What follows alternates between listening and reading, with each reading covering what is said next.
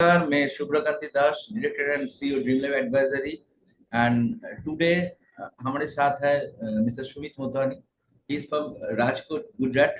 And today we discuss regarding the portfolio management services. वो होता क्या है? Actually, Sumit from 2017 is working in this field, and he has a more than 2,500 demat account holder, and he has a huge knowledge in equity markets, and he's managing more than 25 crores funds.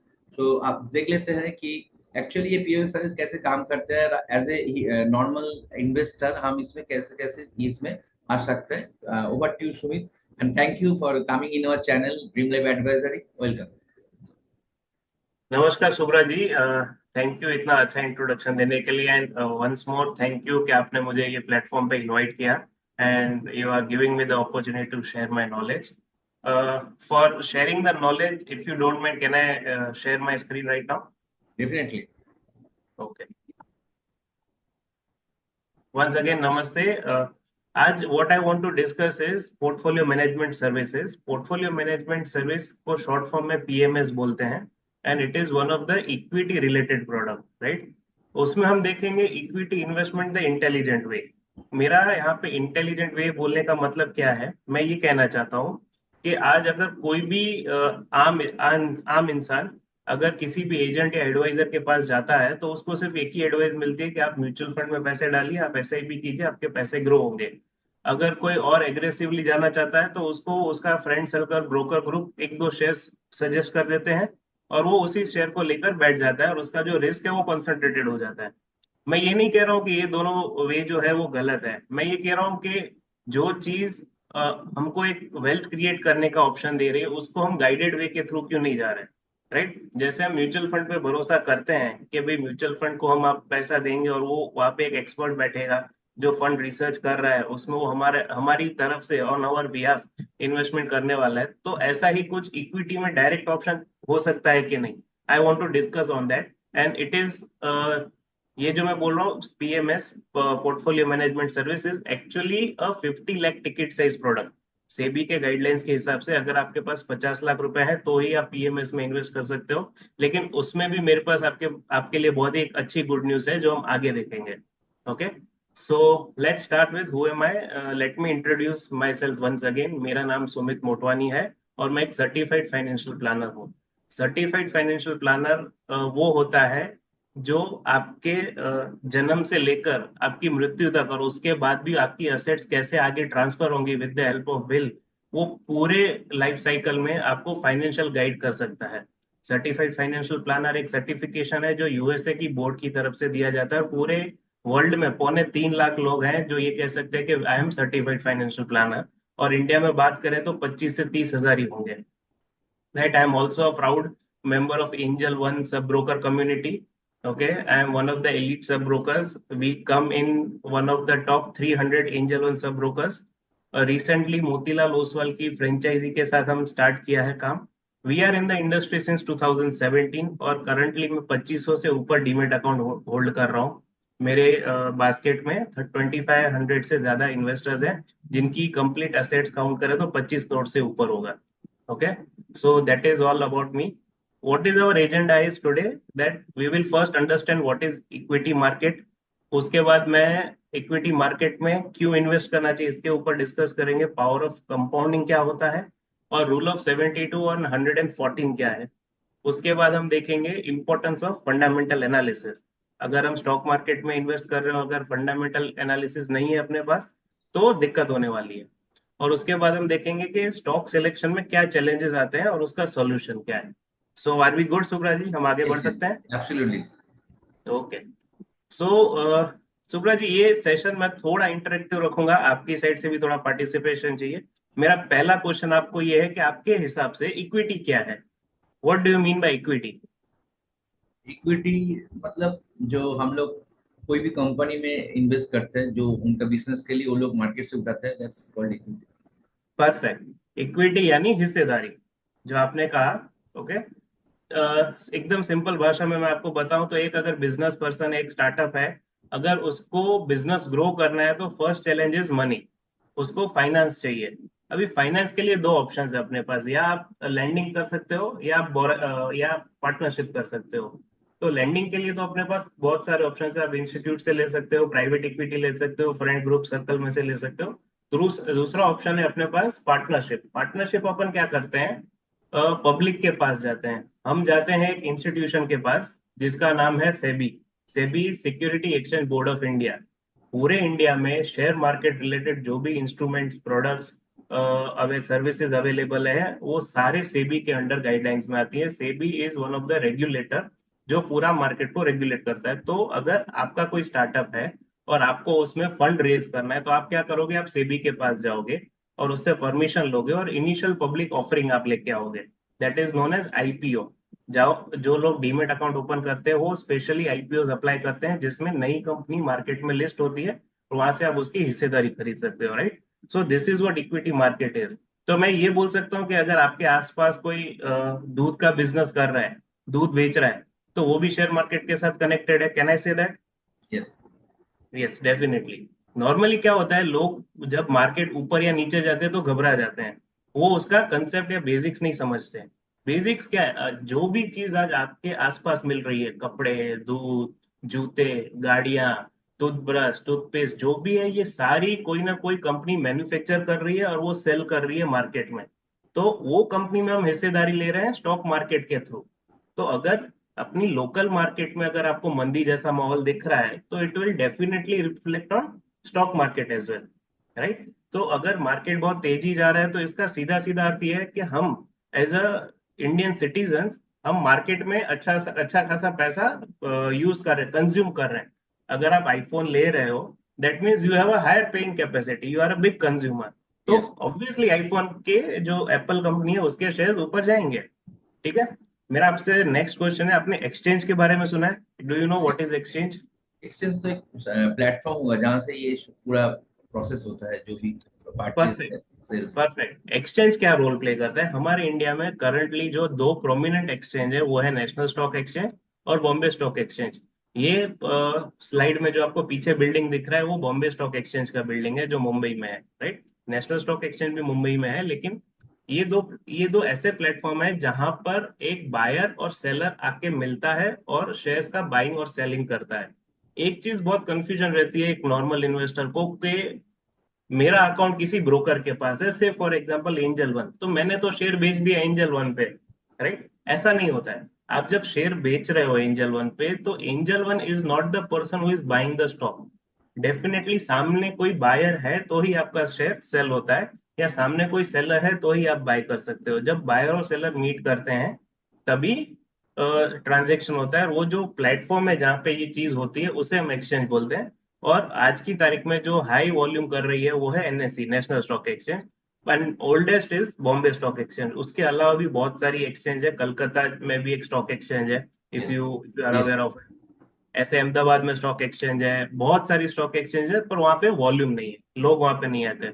इसको आपको और simple तरीके से समझना है तो आप एक सब्जी मंडी की तरह समझ सकते हो। आपके डिस्ट्रिक्ट में एक मंडी होगी जहाँ पे सारे किसान अपना फसल लेके आते हैं और वहां पे वो प्लेटफॉर्म पे डालते हैं। और जो कंज्यूमर है, जैसे कि कोई होटल वाला या कोई फैक्ट्री वाला, अगर कोई, एक एग्जांपल ले लो, अब कोई पोटैटो की चिप्स बेचता है, वेफर्स बेचता है, राइट। तो वो क्या करेगा, वो मंडी में जाएगा, वहां पे वो किसान से मिलेगा जो आलू बेच रहा है, और वो दोनों वहां पे मीट होंगे और वहां से वो ट्रांजेक्शन करेंगे। जो तो मंडी का जो काम है प्लेटफॉर्म प्रोवाइड करना, वही सेम काम है एक्सचेंज का जो प्लेटफॉर्म प्रोवाइड करती है।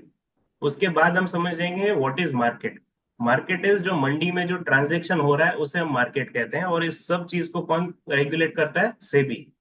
Okay. So I hope this is clear till now, basics yes. आपको यस। थोड़ा आइडिया है। एकदम एकदम एकदम क्लियर है। अगर यहाँ पे कोई क्वेश्चन है तो I am happy to take it. नहीं नहीं, it's okay. Okay okay Subra ji, आगे बढ़ते हैं। नाउ डिस्कस करते हैं इक्विटी मार्केट में कितने प्रकार के शेयर्स होते हैं। मैं यहाँ पे एक डिस्क्लेमर ऐड करना चाहता हूँ, यहाँ पे मैं जो भी स्क्रिप्ट्स दिखाने वाला हूँ या जो स्टॉक दिखाने वाला हूँ, that is not the, there is no purpose of suggesting that कि वो शेयर्स अच्छे हैं या खराब है। मैं जस्ट आपको कंसेप्ट समझाने के लिए एग्जांपल ले रहा हूँ। तो कोई भी शेयर यहाँ पे सजेस्ट हो रहा है तो उसके मतलब ये नहीं कि आप जाके उसको खरीद लें। Okay. Okay. What I want to discuss is there are basically three types of shares: large cap shares, mid cap shares, and third is small cap shares. अब इसको हम let me ask you one question here. अगर suppose कि आपको FD करना है, आपके पास 5 लाख रुपए और आपको एफडी करना है, तो फर्स्ट बैंक आपको क्या दिमाग में आएगा? आप किस में एफडी करोगे? एयू में, एचडीएफसी में, या बंधन बैंक में? HDFC में पहला प्रेफरेंस है। क्यों? क्योंकि वो वेल नोन ब्रांड है। यस ठीक है, यस। अगर मैं आपको ये बताऊं कि एयू बैंक में, ओके, 1.5 से 2% आपको एफडी में इंटरेस्ट ज्यादा मिलेगा, तो हाँ, उसमें ज्यादा मिलेगा तो थोड़ा बहुत 20% में वहां पर डाल सकते हो, लेकिन 80% मेरा चॉइस HDFC बैंक ही रहेगा। ओके, उसका सिंपल रीजन ये है कि उसका जो मार्केट नेटवर्क है वो बहुत बड़ा है। अभी एक एग्जांपल लेते हैं, आपके कोलकाता में सपोज के 50 एरियाज हैं, तो उसमें से ऑलरेडी 45 में एचडीएफसी बैंक के ब्रांचेस होंगे, राइट? यस जबकि एयू के 2 या 3 हार्डली होंगे।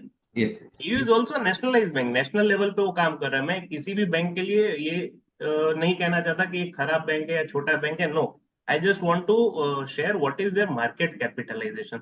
वो मार्केट में कितना वेल नोन ब्रांड है उसके ऊपर डिस्कशन कर रहे हैं, राइट? यस। तो अगर एचडीएफसी बैंक का बोर्ड बैठ के ये डिसाइड करे कि हमें 1 साल के अंदर धंधा डबल करना है, तो क्या वो कर सकते हैं क्या? टफ है थोड़ा सा। थोड़ा टफ है। क्यों? क्योंकि ऑलरेडी 45 एरियाज में अवेलेबल है, तो उनके पास स्कोप स्कोप अभी कितना, 5 या 7 एरिया में वो ब्रांचेस खोल सकते हैं। हाँ, जबकि एयू के पास क्या है? एयू के पास पूरा मैदान खुला है। यस उसको करना क्या है? एचडीएफसी बैंक के जो एफडी वाले हैं उनको सिर्फ यही बोलना है, सुब्रा जी, हमारा इंटरेस्ट रेट ज्यादा है, आप ज्यादा नहीं तो 20-25% मेरे इधर आप शिफ्ट कीजिए।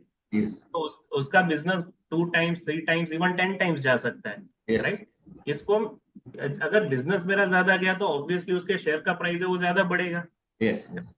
तो व्हाट आई मीन टू से ओवर हियर इज कि एचडीएफसी बैंक एक हाथी है, एक एलिफेंट है, ठीक है? वो कभी गिरेगा नहीं, वो गिरेगा नहीं, लेकिन उसका जो ग्रोथ का स्पीड है वो कांस्टेंट रहेगा, स्लो रहेगा। जबकि एयू बैंक के केस में क्या होगा, उसका जो ग्रो करने का स्पीड है वो बहुत फास्ट हो सकता है।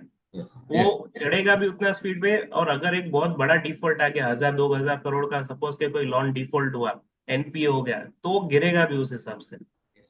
तो हमें मार्केट में ये देखना है कि कौन सा शेयर का स्ट्रक्चर ज्यादा बड़ा है। अगर हम रिस्क ज्यादा नहीं ले सकते हैं, राइट, अगर हम ज्यादा रिस्क नहीं ले सकते तो हमें कहाँ जाना चाहिए? लार्ज कैप स्टॉक्स में जाना चाहिए। अगर हम रिस्क बहुत ज्यादा ले सकते हैं तो हमें स्मॉल कैप में जाना चाहिए। और हम बीच में है तो हम मिड कैप यानी कि बंधन बैंक के हिसाब से काम कर सकते हैं। So these are 3 types of shares, और ये उनका रिस्क एपेटाइट होता है। Okay. Clear till now? Yes yes yes, clear. Okay, so will move ahead. अभी क्वेश्चन ये है कि इक्विटी मार्केट तो ठीक है, लेकिन इंडियन इक्विटी मार्केट ही क्यों? अगर हमें इन्वेस्ट करना है तो यही क्यों? What is the reason? ये एक मैं आपके साथ चार्ट शेयर कर रहा हूं। This is the prices of petrol. This is the prices of petrol that has gone from 35.71 rupees in June 2004 till 96 rupees in 2023। हम ये बोल सकते हैं कि ऑलमोस्ट 3 टाइम्स हो गया है 20 साल के टेन्योर में। यस अगर मोटा मोटी भी गिने तो ये 6% के आसपास का इन्फ्लेशन हुआ है। आज यस हम इन्फ्लेशन का कैलकुलेशन कैसे करते हैं? जो एसेंशियल कमोडिटीज है उसका ईयर ऑन ईयर रेट कितना स्पीड से बढ़ रहा है, ठीक है? और उसी कंपैरिजन में अगर आपको यू आर, आपकी आपकी एज क्या होगी सुब्रा जी? 53। So you have a good understanding of the old prices, right? So yes. आपको कुछ याद आ रहा है कि 20 साल पहले एफडी का रेट कितना था? Any idea? बहुत ही ज्यादा ही था। मैं मेरा फिर भी, 12% या ऐसा कुछ था, राइट? या 14% ऐसा कुछ था। और आज की तारीख में कितना है? 7-8% है। आज की तारीख में 7-8, तो 12% से एफडी रेट कम होकर 7-8% के आसपास आ गया है। यस जबकि पेट्रोल का प्राइस एवरेज वो 6% से बढ़ रहा है।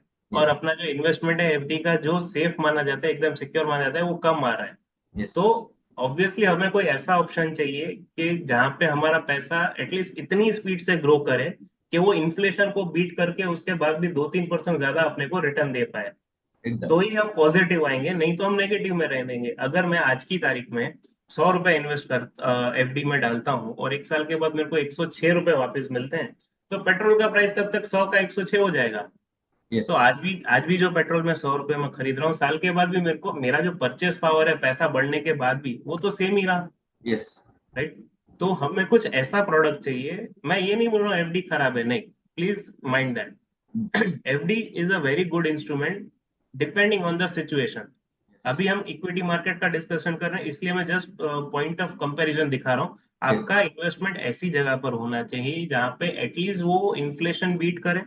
और ये Yes. इन्फ्लेशन मैंने बहुत क्रूड वे में लिया है, सिर्फ पेट्रोल का लिया है। अगर Yes. आप मोबाइल फोन्स की बात करें सुब्रा जी, तो आईफोन एवरी ईयर 20 से 10% से ऊपर इन्फ्लेशन है उसमें। Yes. लास्ट ईयर जो आईफोन 15 जो लॉन्च हुआ था उसको, और आज के जो आईफोन 16 लॉन्च होने वाला है अभी एक दो दिन में, हाँ एक दो दिन में जो लॉन्च होने वाला है, वो आप कंपेयर कीजिएगा, कम से कम 10 से 15%। जो लग्जरी इन्फ्लेशन है वो एक्चुअली 10-12% से ग्रो हो रहा है। Yes. हम एसेंशियल की बात करें जो 6-7% के आसपास है। एक्चुअली आप हेल्थ इंश्योरेंस के एक्सपर्ट है तो आपको पता है मेडिकल एक्सपेंस 14% से ग्रो हो रहा है Yes. Inflation. Yes. So at least हमारा पैसा ऐसी जगह पे होना चाहिए जो एटलीस्ट इन्फ्लेशन को बीट करके उसके ऊपर 1-2% दे, राइट। सेकंड मैं आपको एक चार्ट दिखा रहा हूँ, ये है चार्ट गोल्ड का, जो 2014 में 28,000 के आसपास था और 2024 में अभी तक 71,000 के आसपास है, राइट। तो इसको भी आप कंपेयर करोगे तो रफली हम बोल सकते हैं कि 10 साल में 3 गुना भाव बढ़ गया है Yes. गोल्ड का। बट मेरा कंसर्न क्या है, आप यहाँ पे देखिए, 2014 में 28,000 था और 2019 में 35,000 था। देख पा रहे हो आप? Yes. Yes. तो 5 साल में गोल्ड की वैल्यूएशन कुछ इंक्रीज ही नहीं हुई। Yes. सिंपल लेमन लैंग्वेज में बात करें तो हाँ. टोटल 5 साल में total absolute return is only around 10 to 15%। Yes. अभी 2019 से 2024 ऐसा क्या हुआ जो प्राइस ऑलमोस्ट डबल हो गए? तो उसका रीजन है कोविड, उसका रीजन है रशिया यूक्रेन वॉर, उसका रीजन है इजराइल हमास का वॉर। जब भी वॉर्स, अनस्टेबिलिटी, इकोनॉमिक डिस्कम्फर्ट जब आता है मार्केट में, तब एक ही चीज चलती है, वो है गोल्ड। अगर हम अज्यूम करें कि 2014 से 24 तक अगर एक पीस का माहौल होता जैसे 2004 से 14 तक था, राइट, Yes. वैसे 2014 से 24 अगर पीस का माहौल होता तो मैं गारंटी से बोलता ये गोल्ड अभी 50,000 के ऊपर नहीं होता सुब्रा जी। Yes. Because because it is asset that grows in discomfort. Yes. इसलिए हमारे जो बड़े बूढ़े हैं वो बोल के गए कि सोना संभाल के रखो, सोना सोना है, Yes. पैसा तो कागज है, right. They are actually bang on. और Yes. उसका ग्रोथ का आप एग्जांपल लोगे तो हमारे यहाँ गुजरात में तो कहावत है कि एक तोले घर चाले। उसका मतलब क्या होता है कि एक तोला सोना यानी 10 ग्राम के आसपास का सोना, वो एक मिडिल क्लास फैमिली का हाउस होल्ड एक्सपेंस रहता है। Okay. Okay. आप इसको मैं थोड़ा पर्सपेक्टिव में डालता हूँ। 2014 में अगर आप याद करोगे तो 28-30 हजार के आसपास आपका घर चल जाता था एक महीने का। Yes. Yes. और आज की तारीख में आपको एक्चुअली 70,000 के आसपास चाहिए। Yes. Yes. तो this is the pattern, gold will always grow as per the inflation. Okay. अब हम आगे जा रहे हैं इसके। I want to discuss now about equity. ये है बॉम्बे स्टॉक एक्सचेंज, ये 9 अगस्त, एक महीने पुराना डेटा है ये। अब इसमें आप देखिए 2014 जहाँ पे गोल्ड 28,000 के आसपास था, सेंसेक्स वॉज 22,000, और जब 9 अगस्त को मैंने ये स्क्रीनशॉट निकाला इट इज ऑलरेडी 79,700, और आज की तारीख में कल का क्लोजिंग 81,000 के ऊपर है। तो उससे गोल्ड से ज्यादा ग्रो हुआ। Yes. और इसमें एक और चीज क्या है कि जब डिस्कम्फर्ट था 2020 के आसपास, वहां से जो बाउंस बैक हुआ है वो भी खतरनाक है। तो equity market actually has potential to outperform all the assets. Yes. जो भी असेट्स मार्केट में है, vis-a-vis real estate, gold, gold is part of commodity, Yes. Then fix deposit, debt, उन सबसे अगर कोई सबसे ज्यादा ग्रो करता है तो वो है इक्विटी। Okay. अब क्यों इक्विटी ग्रो करता है इसका मैं एक सिंपल आपको एग्जांपल दे रहा हूँ। आप घर में अमूल का दूध यूज करते हो? Yes. आप दूध यूज करते हो? अमूल हाँ, मुझे यूज पता करते नहीं यूज कोलकाता करते में है कि नहीं। ओके, आज की तारीख में रफली उसका क्या रेट होगा 1 लीटर का? 1 लीटर का मुझे पैकेट दूध एक्चुअली यूज करते हैं, उसका क्या? 33 रुपीज ऐसा कुछ था 33 रुपीज फॉर हाँ 500 ml, हाँ 66 इज 1 लीटर। हाँ हाँ. ओके, अभी आप जब 66 रुपीज का 1 लीटर लेते हो, आपको क्या लगता है जो शॉपकीपर वो उसमें कितना अर्न करता है 66 रुपीज में उसको? हार्डली 10%, जो उसको भी कहो 5% होगा शायद. दूध में 2 से 3% मार्जिन है। ओके. तो 66 रुपीज में वो हार्डली 1 रुपया कमाता होगा। ओके. अगर आप 10% बोल रहे हो तो आपको वो 60 में आ रहा है, वो 66 में बेच रहा है, 66 में नहीं, ऐसा नहीं होता है। ओके. वो सिर्फ 1 रुपया कमाता है, 1 या 2 रुपए कमाता है। ओके. ठीक है। अब इसको मैं एज एग्जांपल ले रहा हूँ, 2 रुपए वो कमाता है, 64 का 66 में आपको दे रहा है। ठीक है। वो सुबह 10,000 रुपए का दूध लेके आता है और उसका प्रॉफिट मार्जिन हार्डली 2% है। ओके। सुबह 10,000 रुपए का दूध लेके आया, पूरे दिन में उसने दूध बेचा, 10,000 का बिक गया, तो उसका प्रॉफिट आज एक दिन का कितना होगा? 200 रुपया। 200 रुपया। तो आपके हिसाब से 2% वाला मार्जिन वाला बिजनेस करना चाहिए कि नहीं करना चाहिए? करना चाहिए, क्योंकि उसमें कस्टमर फुटफॉल ज्यादा होगा, उसके पास ज्यादा बंदा आएगा तो दूसरा प्रोडक्ट भी बेचने का चांसेस है। मैं खाली दूध के धंधे की बात कर रहा हूँ। तो बेचना तो चाहिए, क्योंकि उसका 2% में उसका तो स्ट्रैटेजी तो होगा, कुछ क्यों कर रहे हो। उसका स्ट्रेटेजी ये है, उसने 10,000 रुपये सुबह इन्वेस्ट किए, हाँ, शाम को 10,000 का दूध खत्म हो गया, हाँ, उसके बाद 200 रुपये आए, हाँ, वही 10,000 का वो दूध कल वापस खरीदेगा। यस, उसका जो इनिशियल कैपिटल है वो रोटेट इतना फास्ट हो रहा है कि साल के 20 बार वो 10,000 रोटेट हो रहे हैं।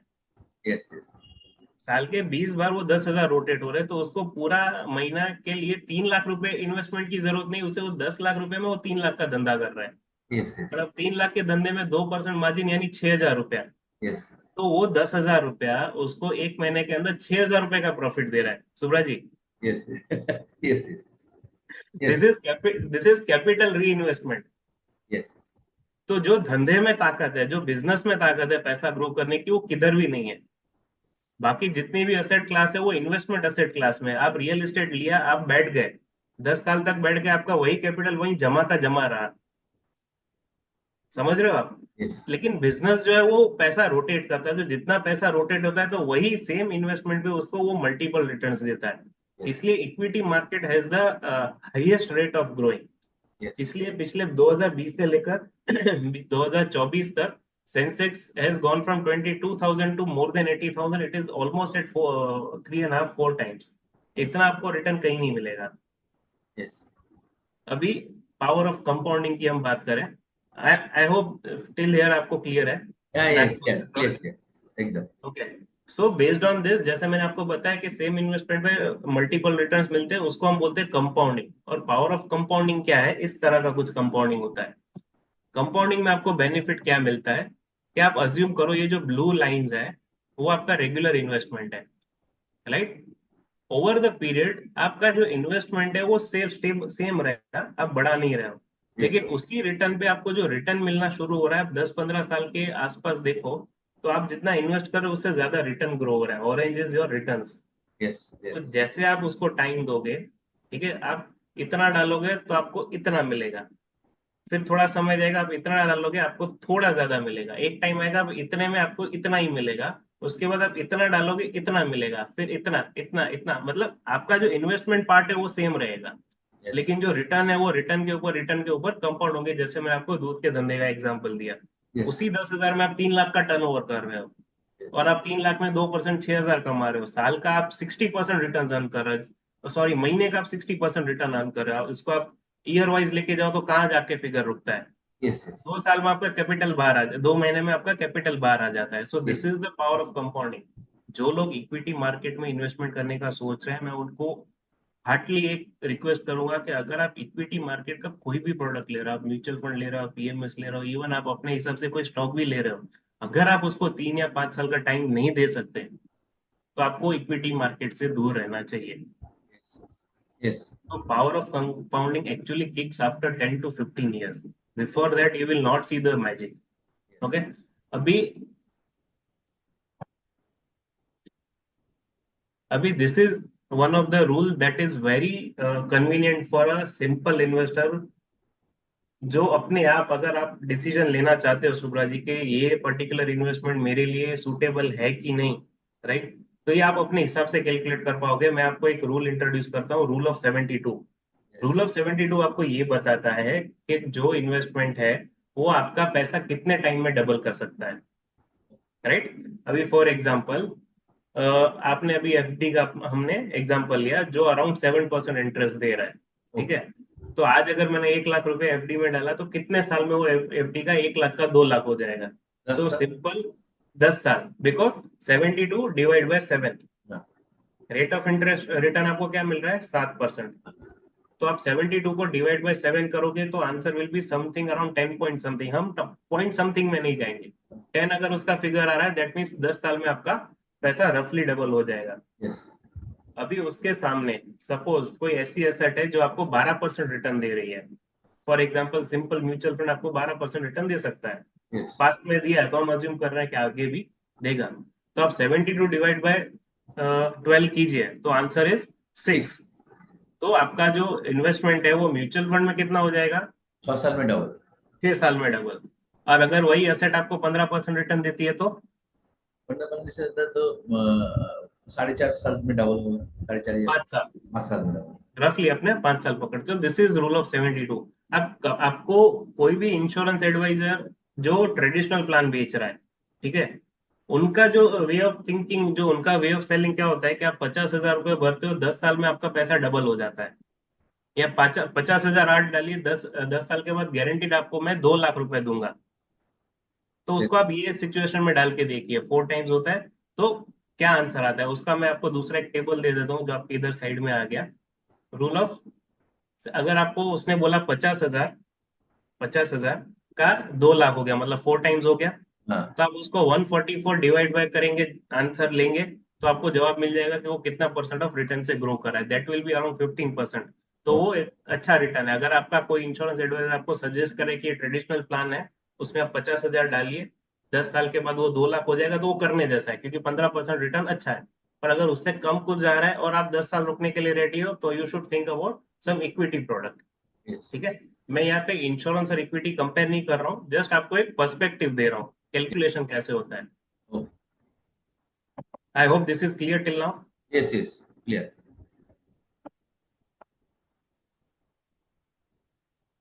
नॉर्मली जब हम ऑफलाइन सेमिनार्स लेते हैं, so I give my audience a gift of risk profiling.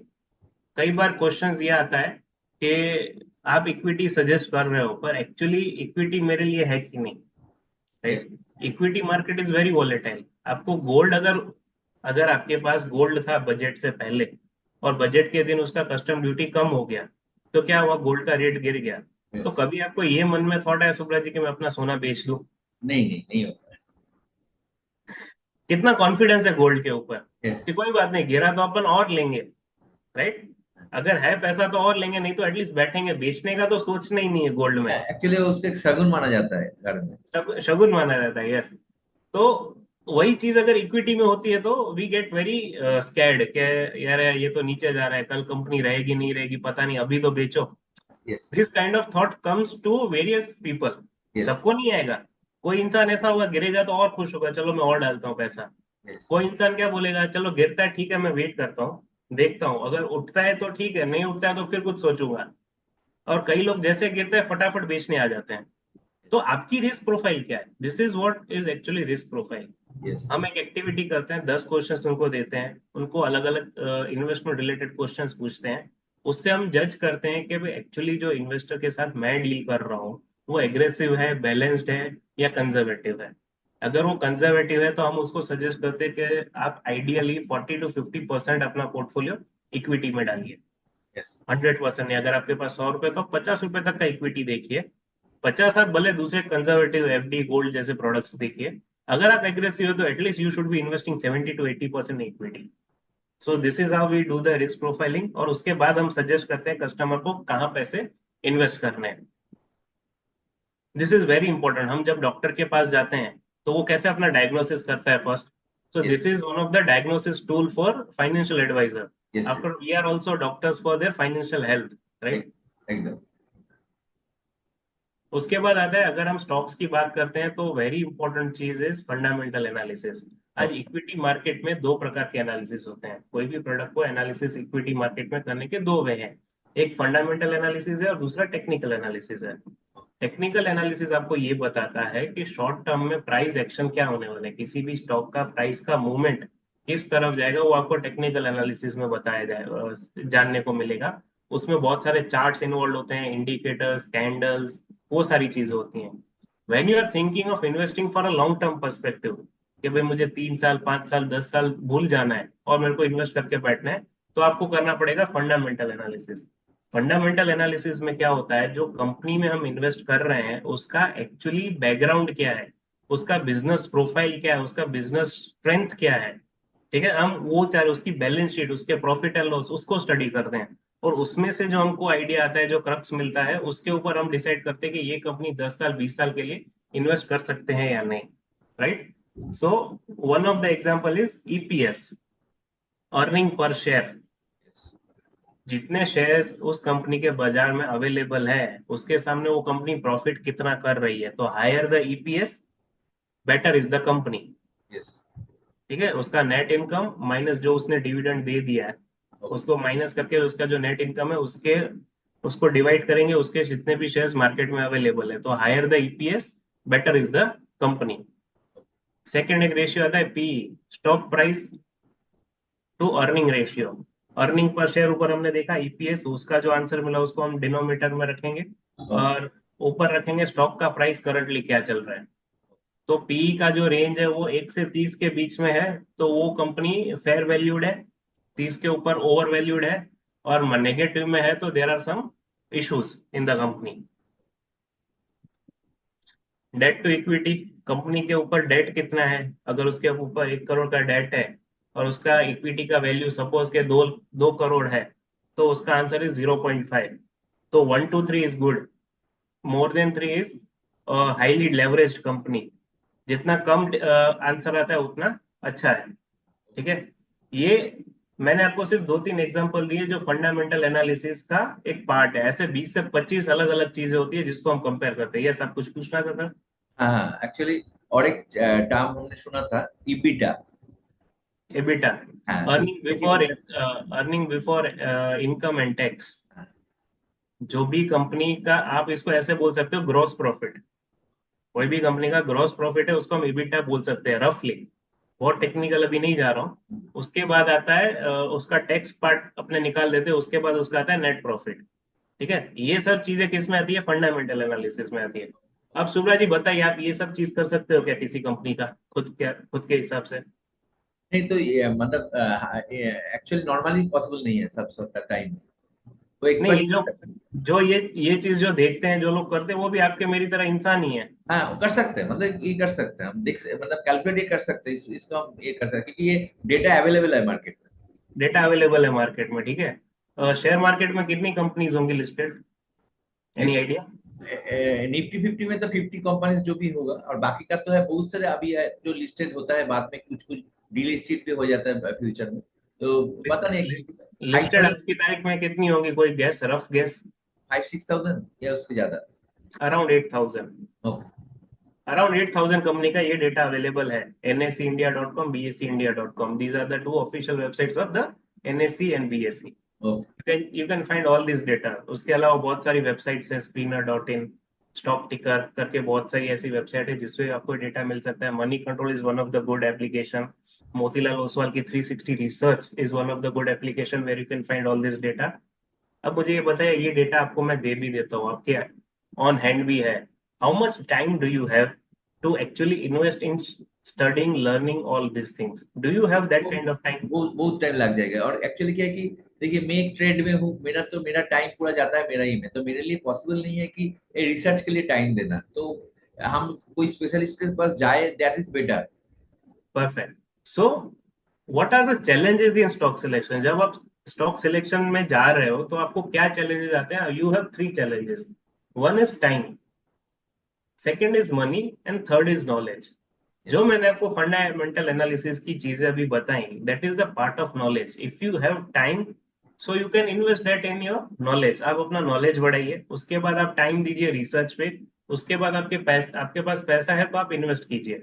अगर ये 3 चीज में से कोई भी एक चीज आपके पास नहीं है, से फॉर एग्जाम्पल आपके पास टाइम है, you are free after 6 evening, okay, और आपके पास पैसा भी है, but you don't have the knowledge actual में पी कहाँ देखना है या पी कैसा होना चाहिए, पी का किस आंसर, पी के किस वैल्यू पे अपने सजेस्ट कर सकते हैं किसी को या ले सकते हैं, if you don't have that knowledge then you can not invest. Yes. Yes.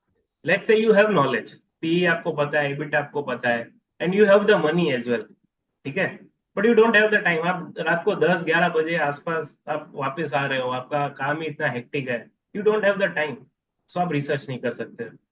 और money is the most important thing. अगर पैसा नहीं है तो हम अभी प्रेजेंटेशन बंद करके चलते हैं। एकदम।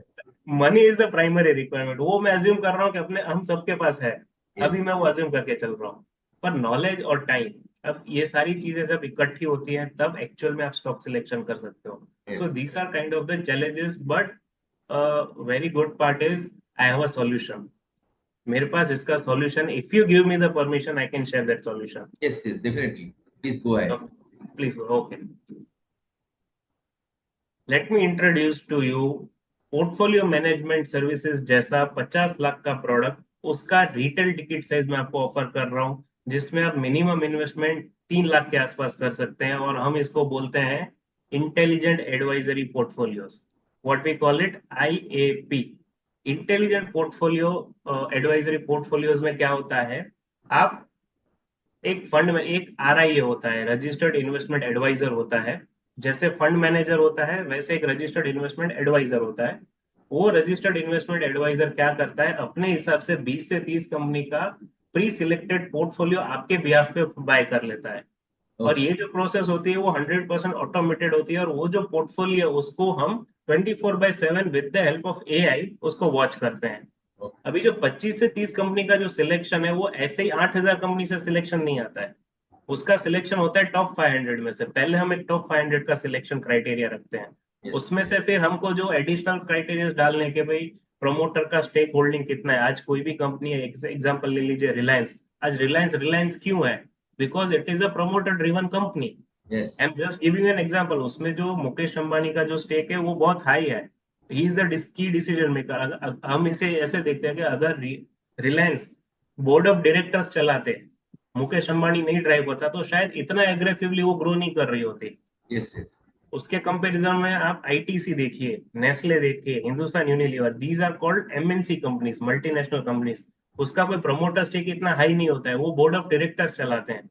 Yes are good companies, they are stable companies, पर उसका जो ग्रोथ कंपैरिजन है वो रिलायंस से करो तो कम लगता है।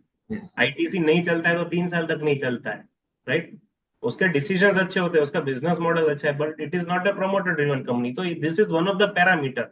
यस कोई कंपनी जिसका 1,000 करोड़ से ऊपर मार्केट कैप है उसी को मैं देखूंगा। अगर 1,000 करोड़ से नीचे मार्केट कैप है, फॉर एग्जाम्पल कोई ऐसी कंपनी है जिसका मार्केट कैप ही 100 करोड़ है, तो इंडिया में 4-5 लोग ऐसे आराम से मिलके 100 करोड़ इकट्ठा करके वो कंपनी का प्राइस मैनिपुलेशन कर सकते हैं।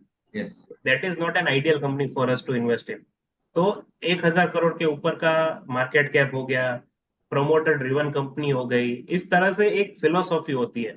हर एक रजिस्टर्ड इन्वेस्टमेंट एडवाइजर आ रही है कि अलग अलग फिलोसॉफी होती है, उस हिसाब से हमने अलग अलग प्रोडक्ट्स बास्केट डिजाइन किए हैं।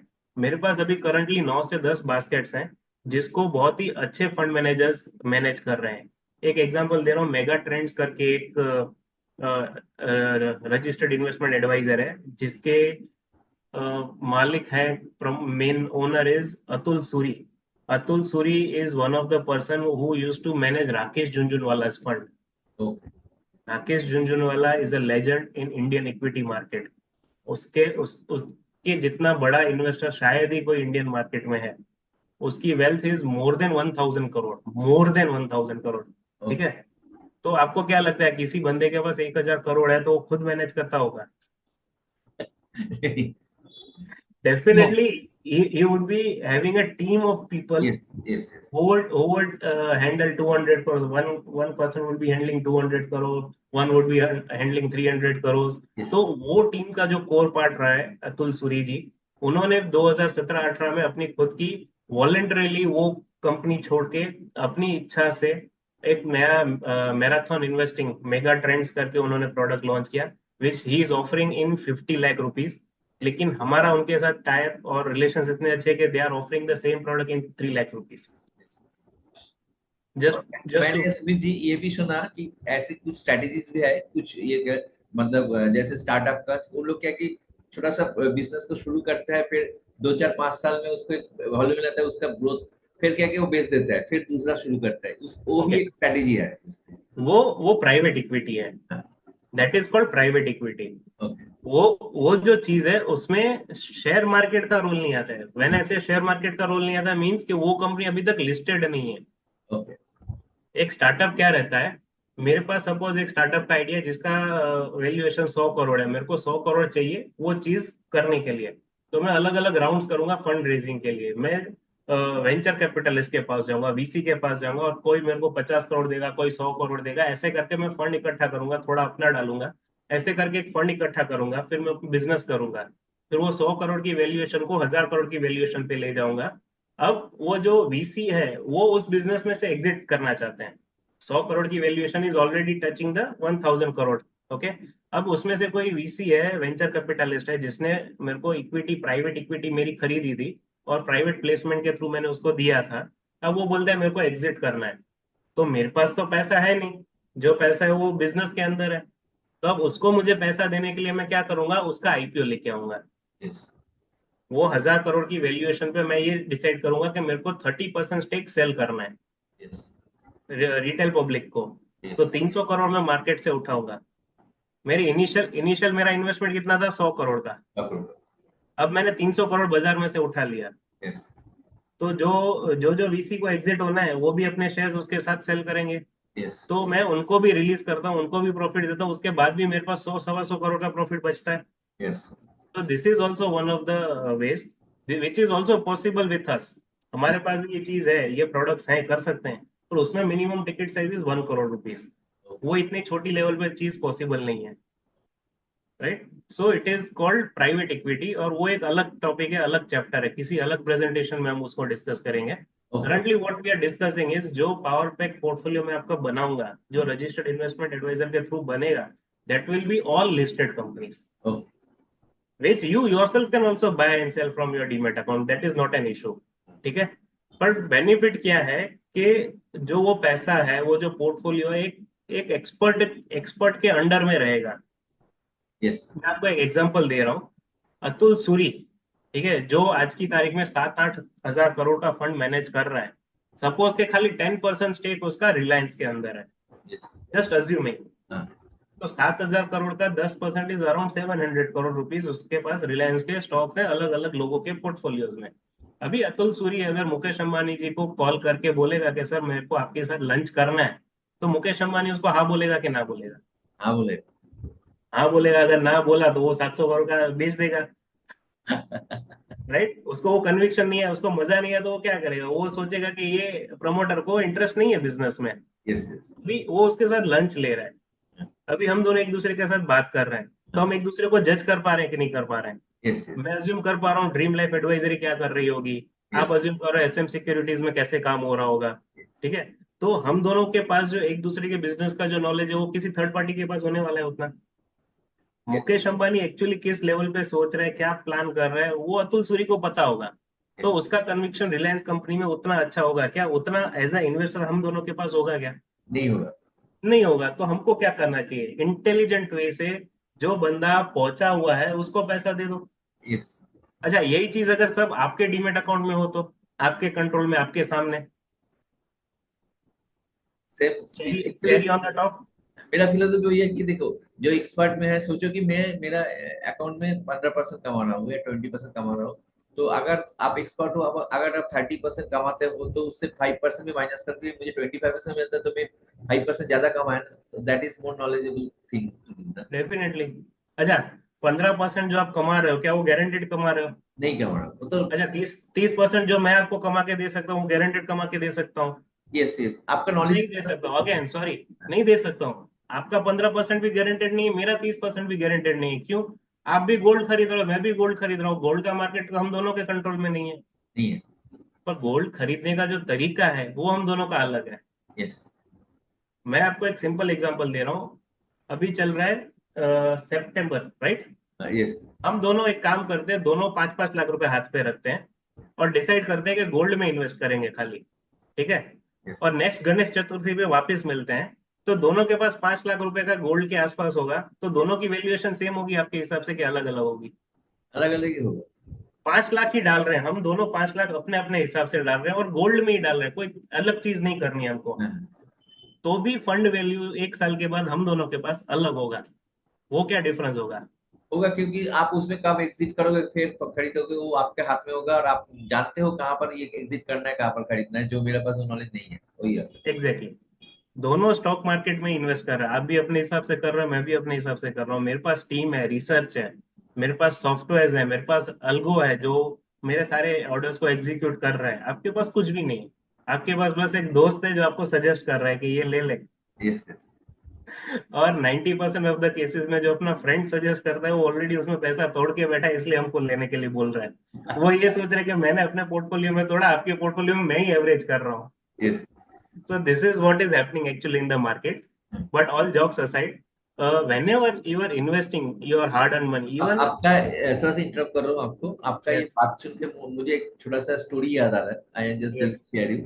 तो एक्चुअली क्या होता है कि बड़ा बंदा, जैसे आपने मुकेश अंबानी का बात कर रहे थे, ऐसे कोई बंदा जा रहा था लॉन्ग ड्राइव में रास्ते में। तो उसका बीच में रास्ते में उसका गाड़ी खराब हो गया, ठीक है ना।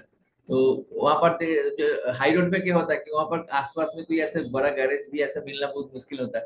तो right, आसपास में छोटा छोटा दुकान को पूछा, बोला यहाँ पर एक बंदा है लेकिन उसको ढूंढना पड़ेगा। तो अगर आपका ड्राइवर को भेजो तो वो मिल जाएगा, तो आपका काम हो सकता है, आपका गाड़ी चल जाएगा, तो यू कैन गो। तो चलो। तो फिर बोला। तो फिर उसका ड्राइवर उसको जाके ढूंढा। तो बोला तो उनको बुला के लेके आया। तो पूरा दिखा के स्टार्ट फट नहीं हो रहा है, ये पीछे देखा। तो वो बोला कितना लोगे। तो वो देख के पूरा पूरा बोला 5,000 लूंगा। right, इतना ज्यादा। मुझे ठीक है, नहीं तो मैं चलता हूँ, आप किसी और से करो। नहीं नहीं चलो, उसका कोई ऑप्शन में नहीं था। तो बोला चलो ठीक है। तो टूल किट वहां से निकला, उसका भी एक सामान बैग उसे ला के आया था। तो फिर क्या कि वो बोनेट उसको ये खुला, उसके खुलने के बाद क्या है कि उसका बीच में एक हाथौड़ा था, ठीक है ना। हाथौड़ा था उसमें क्या है कि बीच में एक जगह में तीन चार बार ऐसे ये किया। फिर उसको ड्राइवर को बोला कि आप स्टार्ट करो, ठीक है ना। फिर वो स्टार्ट हो गया, ठीक है। फिर उस बोला 5,000 रुपये दो। ये तीन चार हाथों के लिए 5,000 क्या होता है। आपको तो ये तो आपको सिर्फ 100-200 में तो करना चाहिए। बोला सर ये तो मैं आपको बोल रहा हूँ 5,000, क्योंकि ये मारने के लिए सर 100 रुपया ही है, लेकिन बाकी 4,900 रुपया ना जानने के लिए कहाँ पर मारना है। कहाँ पे मारना है, परफेक्ट, राइट। यही बात वही है। चीज है, वही चीज है। आप भी रिलायंस ले रहे हो, मैं भी रिलायंस ले रहा हूँ, आप भी गोल्ड ले रहे हो, मैं भी गोल्ड, लेकिन कब लेना है यस यस यस। उसका जो है 4,900 रुपये लगेगा। So these are product basket that we are offering currently. We have जो आप NS mid cap, NS 5T और NS इंडस्ट्री चैम जो आपकी राइट साइड पे है, दैट इज नार्नोलिया सिक्योरिटीज। वो एक रजिस्टर्ड इन्वेस्टमेंट एडवाइजर है, उसके 3 पोर्टफोलियोज है। ये साइड पे जोडियक और प्राइम, ये विवेक कम करके है। Abacus registered investment advisor. Alpha Blue Chip is offered by Renaissance. तो ऐसे अलग अलग RI के साथ हमारा टाई अप्स है। और ये सारे प्रोडक्ट्स जो है वो अलग अलग फिलोसॉफी के साथ इन्वेस्ट करते हैं। जैसे कि एक एग्जांपल दे रहा हूँ, NS मिड कैप की मैं बात करूँ तो नाम में आपको पता चल रहा है कि वो मिड एंड स्मॉल कैप का पोर्टफोलियो थोड़ा हैवी रहने वाला है। So if you are one of the investor जो जिसका मैंने रिस्क प्रोफाइलिंग किया और मुझे पता चला कि you are one of the aggressive, तो मैं आपका 70-80% जो इक्विटी में लूंगा उसमें से 50-60% किस में डालूंगा, मिड एंड स्मॉल में। पर मुझे ऐसा लगा कि भाई आप कंजर्वेटिव हो, 50% ही आप इक्विटी ले रहे हो, तो मैं आपको क्या ऑफर करूंगा, blue chip. Blue Chip is what mostly large cap related. और प्रीमियम प्रोडक्ट में जाना है तो abacus is one of the premium products, ठीक है। It is a flexi cap approach. वो अपने थॉट प्रोसेस के हिसाब से कभी लार्ज कैप में जाएगा, कभी स्मॉल मिड, वो सब उसका। So like this there is different philosophy to each product. जो अगर जब कोई भी क्लाइंट आता है इन्वेस्टमेंट करने के लिए और उसका रिस्क प्रोफाइलिंग के बेस पे मैं उसको प्रोडक्ट सजेस्ट करता हूँ, उसके बाद हम प्रोडक्ट डिस्कशन में जाते हैं। Currently we will not discuss the product okay because that will be very time consuming and technical part. Okay. What my motive is that you should understand that there is a need of a financial advisor, there is a need of an expert person to handle your money. If you don't feel that need, everything is waste. Yes. ठीक है, मेरा sir दर्द हो रहा है और आपका पड़ोसी आपको बोल रहा है कि भाई आप पैरासीटामोल ले लो, it is very good, sir दर्द में पैरासीटामोल लेते हैं, सबको पता है, ठीक है। पर सर दर्द क्यों हो रहा है अगर ये जानने में आपको इंटरेस्ट नहीं है, तो फिर आप कितना भी पैरासीटामोल खा लो उसका कुछ फायदा नहीं होने वाला है। Yes yes. तो एटलीस्ट यू शुड अंडरस्टैंड कि मेरा पेन पॉइंट क्या है। What I ask my clients is कि 2020 में जब मार्केट गिरा था तब 22,000 के आसपास सेंसेक्स था। आज की तारीख में 81,000 है सेंसेक्स। ऑलमोस्ट 4 टाइम्स हो गया। आपका पोर्टफोलियो 4 टाइम हुआ क्या? आपका जो इक्विटी इन्वेस्टमेंट था वो 4 टाइम हुआ क्या? नहीं नहीं नहीं। नहीं हुआ। अच्छा, 2 टाइम्स हुआ, सपोज, यस। हाँ Yes. Suppose if you are happy with that, continue. ठीक है, अगर मार्केट 4 गुना हो गया लेकिन आप फिर भी 2 टाइम में सेटिस्फाइड हो, if you are that kind of person, no problem, this is okay, जो हो रहा है होने दो मार्केट में. बट इफ यू फील कि भाई 4 गुना बढ़ने के बाद भी मेरा पोर्टफोलियो 2 गुना ही बढ़ा है, there is definitely some issue with my portfolio and you want to rectify that issue, then we can discuss. Yes. But if you और डोंट, मैं आपको एक बात बोलना चाहता हूँ. जैसे आप स्टार्ट किया था, for taking example of HDFC bank और एयू बैंक, कि आपने पहले पूछा कि उसमें दोनों में, तो एचडीएफसी बैंक में या में, तो मैंने वो भी बोला कि मैं चाहूंगा कि उसमें से 100% में 80% एचडीएफसी में, आपको 20%. तो मेरा मानना है कि ये चीज में भी मैं मेरा पहले इसको ये करने के लिए I will start with my 20% of portfolio in this subject. उसके बाद अगर देखेंगे तो उसमें कुछ एक्सपीरियंस अच्छा आ रहा है, then you can gradually increase that portfolio. That can be done. तो what I approach use with my client is, मेरे पास एक कस्टमर है जिसके पास 10 लाख रुपए का पोर्टफोलियो है, because my core business is equity investment. मेरे पास डीमेट अकाउंट होता है कस्टमर्स का, और मैंने देखा सुब्रा जी के अकाउंट में 10 लाख रुपए का पोर्टफोलियो पड़ा है. My simple approach is that कि सुब्रा जी आप एक काम कीजिए, 5 लाख मेंटेन मैनेज आप कीजिए, 5 लाख मुझे दीजिए, 2 साल के बाद हम वापस मिलेंगे, जिसका पोर्टफोलियो ग्रो हो रहा है वो कंटिन्यू करेगा, दूसरा वाला उसको पैसा दे देगा. Okay, done. Right? So if you don't compare, you won't understand. Yes, yes.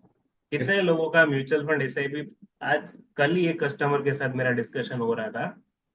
वो कस्टमर का नाम नहीं लूंगा मैं, but they are young couple, they wanted to invest around 50-70,000 rupees for their सन.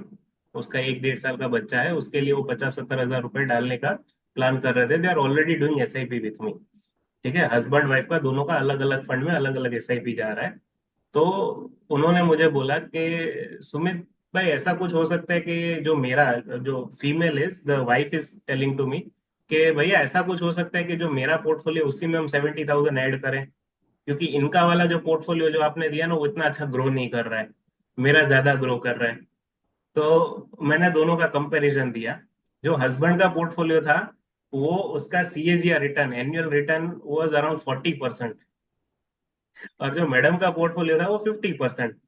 तो उनका कंपैरिजन ये था कि भाई इनका जो पोर्टफोलियो 40% से इतना अच्छा ग्रो नहीं कर रहा था, मेरा 50% वाला है ना उसमें डालिए.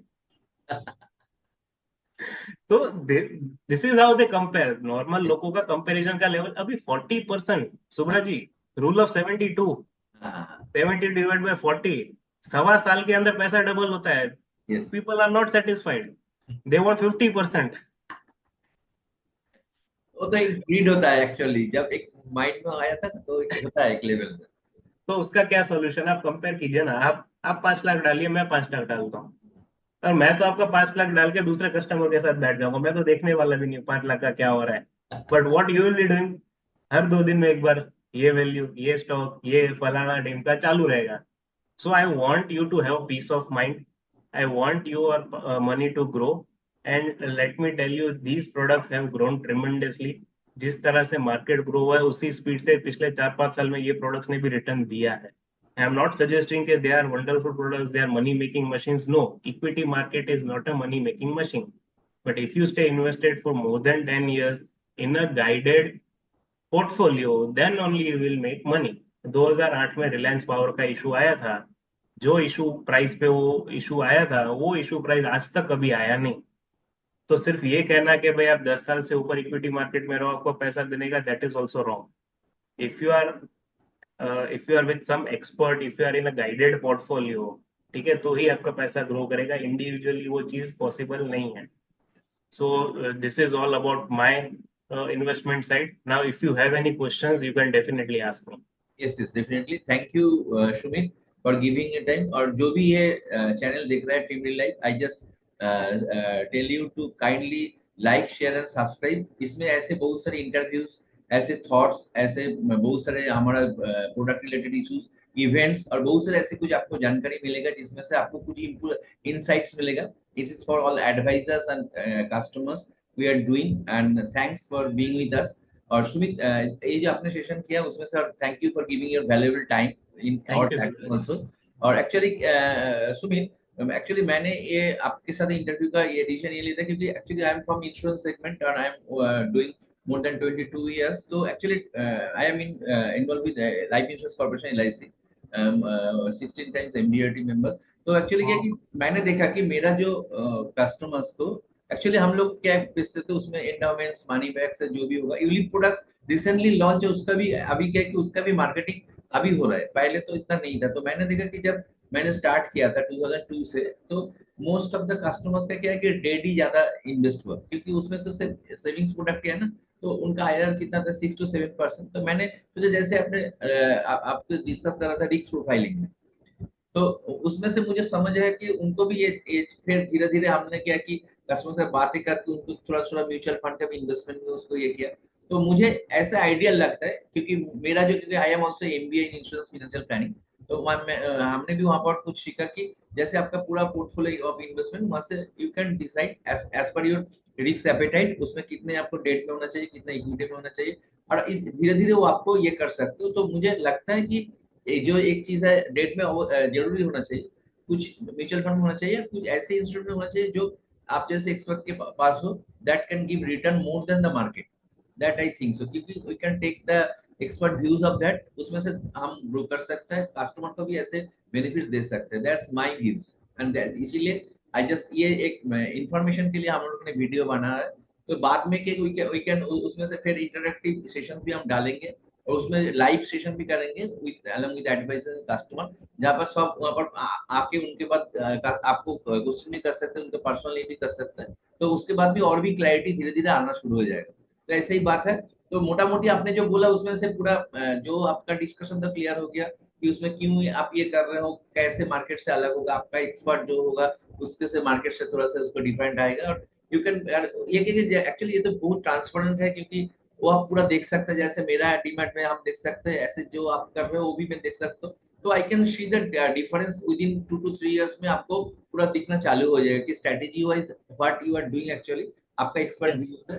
तो आपके ऊपर डिपेंडेंसी भी धीरे धीरे उसमें चालू होना शुरू हो जाएगा, पोर्टफोलियो बढ़ता रहेगा, और सबके लिए बेनिफिशियल होगा इन लॉन्ग टर्म। definitely, सबके definitely. तो ये मिशन हम लोग को है ड्रीम लाइफ एडवाइजरी में, कि सबका ग्रोथ के लिए, क्योंकि कस्टमर्स के भी हर एक का ड्रीम होता है, एस्पिरेशन होता है, उतना भी हार्ड अर्न मनी होता है। तो हम लोग कैसे उनको एक उनका जो लक्ष्य है, उनका जो ड्रीम्स है, हम उनको रीच कर सके with all instruments we have, जो Yes, अलग अलग एसेट क्लास है। क्योंकि इक्विटी में क्या ये है, और म्यूचुअल फंड भी जो ऐसे कि उसमें हर एक तरह के एसेट क्लास होता है, जैसे गोल्ड भी होता है। तो yes. You can combine this as per the market, ये आपका एक्सपर्टीज से, तो उनको भी सब एसेट क्लास का भी बेनिफिट उनको मिल सकता है। तो यही मेरा बात है। तो thank you very much Sumit ji, और यही था। हम लोग फिर भी नेक्स्ट में और भी ऐसे एपिसोड्स करेंगे, स्पेसिफिकली अलग अलग टॉपिक्स के ऊपर में हम करेंगे, लाइव इवेंट भी करेंगे। तो तब तक देखते रहिए। Thank you very much Sumit ji, thank you. Thank you Subra ji. और आपके जो इंश्योरेंस एडवाइजर्स आपके साथ कनेक्टेड हैं, we also have opportunities for them as well. अगर आपको कोई ऐसा इंक्वायरी या ऐसा कोई इंटरेस्ट आ रहा है तो लेट मी नो। और जो भी इन्वेस्टर्स ये प्रोग्राम ये वीडियो देख रहे हैं तो डेफिनेटली आप कमेंट कीजिए, और आपके जो भी इक्विटी रिलेटेड क्वेश्चन है डेफिनेटली कमेंट्स में पोस्ट कीजिए। I will try my level best to answer all of them. Okay Subra ji, okay thank you for inviting me okay, and thank you, take thank you care very and much. All the best. Okay, thank you.